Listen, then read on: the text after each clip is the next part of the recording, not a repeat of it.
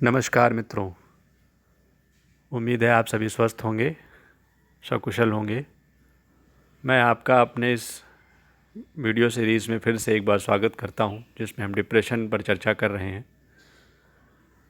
पहले 2 अंकों में हमने डिप्रेशन के कारणों और उसके साथ साथ चंद्रमा और चौथे भाव के बारे में जाना कि डिप्रेशन का मुख्य कारण यही, मुख्य कारण तो नहीं कह सकता, लेकिन डिप्रेशन कुंडली में पहचाना इन्हीं से जाता है। और साथ साथ हमने समझा कि चंद्रमा का अन्य ग्रहों से कैसा संबंध हो तो डिप्रेशन के संकेत मिल सकते हैं। किन स्थितियों में परिस्थितियां ज़्यादा गंभीर हो जाती हैं, किन स्थितियों में मानसिक तनाव तक ही बात सीमित रहती है, परिस्थितियां गंभीर नहीं होती हैं, ये सब हमने जाना। लेकिन एक बात मैं ज़रूर कहूँगा मित्रों कि जो भी हमने पिछले 2 अंकों में सुना है उसे आप संपूर्ण मत जानिए, क्योंकि ज्योतिष एक बहुत गहरा और बहुत से इफ़ एंड बट्स से भरा हुआ विषय है। इसके साथ लॉजी शब्द लगाई इसीलिए है कि इसमें बहुत से लॉजिक्स हैं। कोई भी योग को पूरी तरह से फाइनल कह देना और ये कह देना कि इस विषय पर बस इतनी ही बातें संभव हैं और संभव नहीं है, ऐसा नहीं। बहुत सी परिस्थितियों से एक ग्रह जो दिखता है कि उसे बड़ा अच्छा फल देना चाहिए, वो एक्चुअली अच्छा फल नहीं दे रहा होता है। तो जो भी आपने जाना वो संकेत मात्र हैं, जिनको आप अपनी कुंडली में देख करके या समझ करके आप समझ सकते हैं कि इस तरह की समस्या मेरे जीवन में या तो है या आ सकती है। लेकिन उसे फुल एंड फाइनल मान लेना, ये मैं अपनी तरफ से नहीं कहूँगा। आप उसे फुल एंड फाइनल ना माने। ये तो जब एक जन्म कुंडली आपके सामने हो, उसका विश्लेषण हो, ग्रह नक्षत्र, ग्रहों की दृष्टि, स्थान परिवर्तन, सारी चीज़ों को देखा जाए, तभी एक फाइनल बात कही जा सकती है कि हाँ, ये एक फाइनल रिज़ल्ट है। खैर, अब इसी चर्चा को हम आगे बढ़ाते हुए, जो मैंने आपसे कहा था कि मैं चौथे भाव पर भी विचार करूँगा, तो चौथा भाव हमारी जीवन की 2-3 महत्वपूर्ण चीज़ों से जुड़ा हुआ है, जिनमें डिप्रेशन भी आप कह सकते हैं कि उन चीज़ों से कहीं ना कहीं जुड़ा हुआ है। जैसे पहली चीज़ है माता। अब आप बोलेंगे माता का डिप्रेशन से क्या संबंध? चौथा भाव माता का कारक है, चंद्रमा भी माता का कारक है।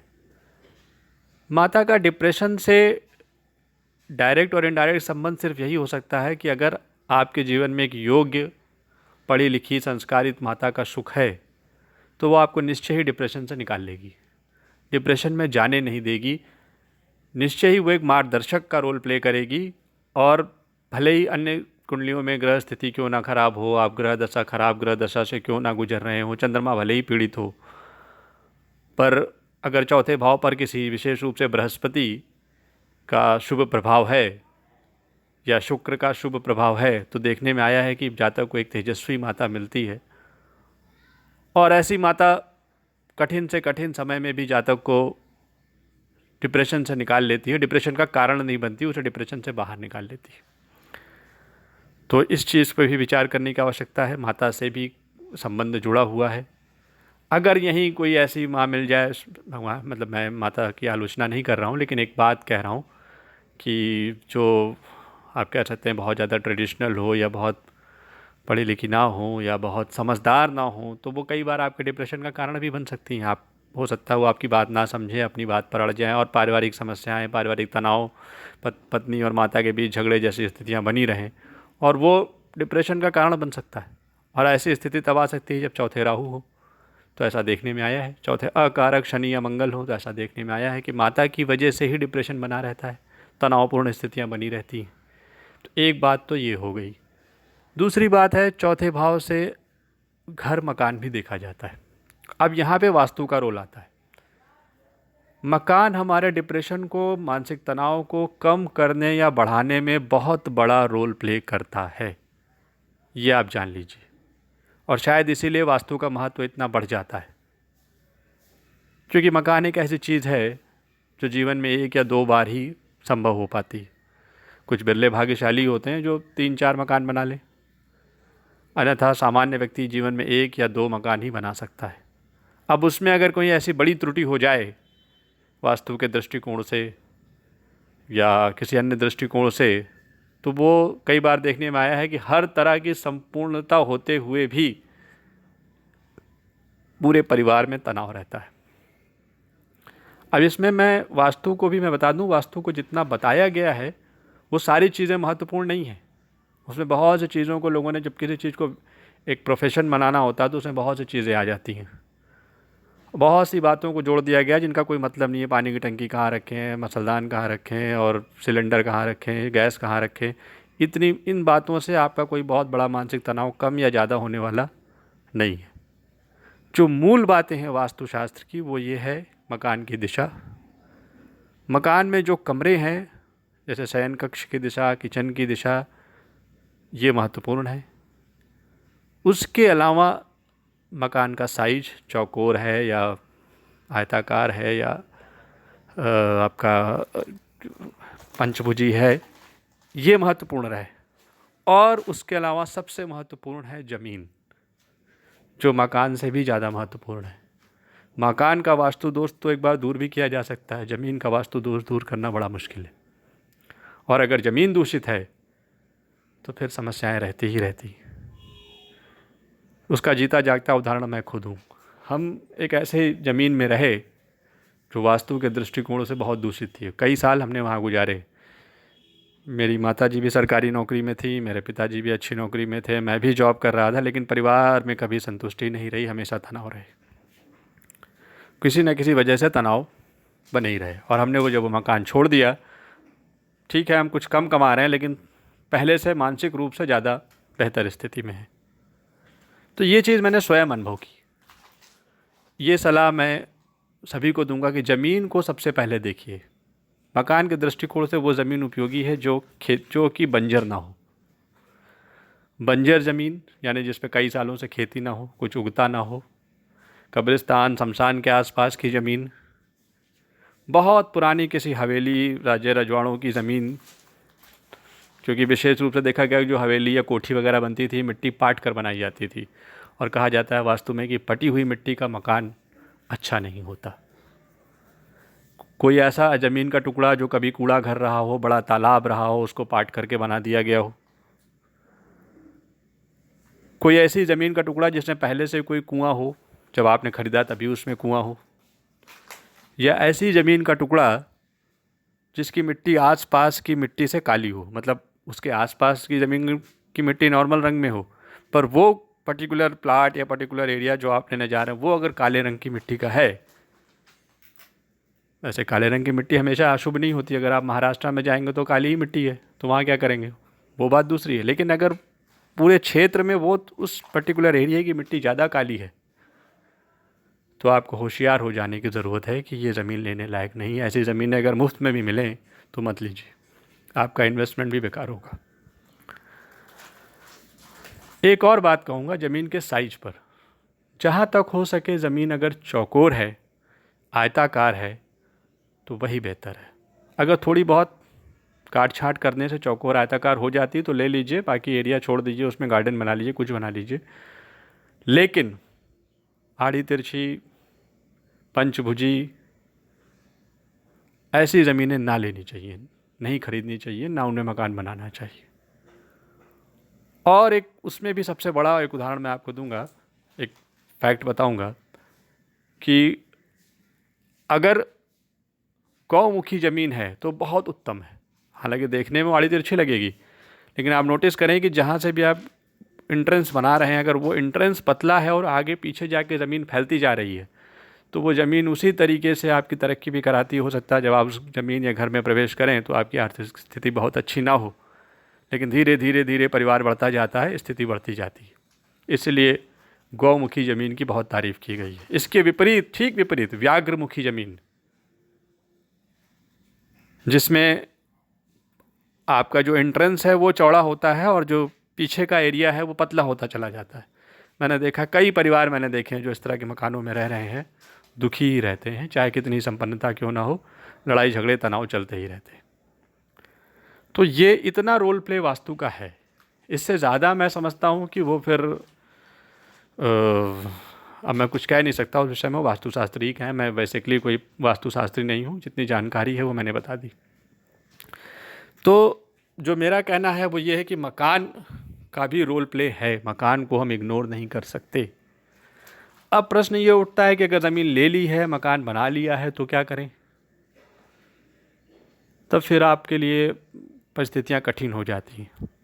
फिर आपके लिए उपाय बचता है कि आप कुछ मंत्र का प्रयोग करें या कुछ वास्तु शास्त्र के नियमों में थोड़ी बहुत हेर फेर करके कुछ कर सकते हैं तो कर लीजिए, या फिर कुछ बड़े ऐसे संस्थान हैं जहाँ से आपको वास्तु यंत्र मिल सकता है, उसका पूजा पाठ करें। अन्य उपाय आपको करने पड़ेंगे। चंद्रमा की पूजा करने से या मंगल ग्रह की पूजा करने से भी वास्तु दोष दूर होते हैं, क्योंकि मंगल को जमीन का कारक माना गया है। मंगल ग्रह की भी उपासना करने से वास्तु दोष दूर हो जाते हैं, ऐसा देखने में आया है। काफ़ी हद तक राहत मिल जाती है। उसके अलावा कुछ छोटी छोटी चीज़ें मैं आपको बता सकता हूँ जो अपने मकान में कर सकते हैं। वो ये है कि जितना हो सके मकान को सजा सवरा रखें। इसका एक साइकोलॉजिकल इफ़ेक्ट भी है। आप बहुत ऑफिस से थके हुए टेंशन में आए और घर अगर शानदार बढ़िया सजा हुआ है तो घर में प्रवेश करते ही एक कप चाय पीते ही तनाव दूर हो जाता है। अब वही घर अगर वो प्लास्टर गिर रहा है, टूटा फूटा है, सारी चीज़ें बिखरी हुई हैं, तो कई बार वो टेंशन हाइपर टेंशन में बदल जाती है और आप एक विस्फोटक स्थितियाँ बन जाती। तो घर को थोड़ा सा सजा संवार के रखेंगे, वेल मेंटेन रखेंगे, तो आप ये महसूस करेंगे कि आपके मानसिक तनाव में कमी आ रही है। कुछ नेचुरल प्राकृतिक दृश्यों की सीनरी लगा दी, कुछ अच्छे से वॉलपेपर लगा दिए, कुछ अगर आपका धर्म में अध्यात्म में मन लगता है तो भगवती लक्ष्मी की, भगवान श्री विष्णु की कोई अच्छी सुंदर से चित्र लगा दिए, तो घर में प्रवेश करने पे एक सकारात्मक ऊर्जा मिलती है और काफ़ी हद तक मानसिक तनाव कम होते हैं। लेकिन एक चीज़ और ध्यान देने की ज़रूरत है, जो प्रैक्टिकल एस्पेक्ट है, वो ये है कि घर जब भी बनवाएं वेंटिलेशन का बड़ा ख्याल रखें। जिन घरों में प्रॉपर वेंटिलेशन होता है उन घरों में मानसिक तनाव कम होता है। कारण ये है कि वेंटिलेशन होने से हमें हवा शुद्ध मिलती है, शुद्ध हवा मिलती है, अच्छी नींद आती है, ऑक्सीजन लेवल अच्छा रहता है, तो ऑटोमेटिकली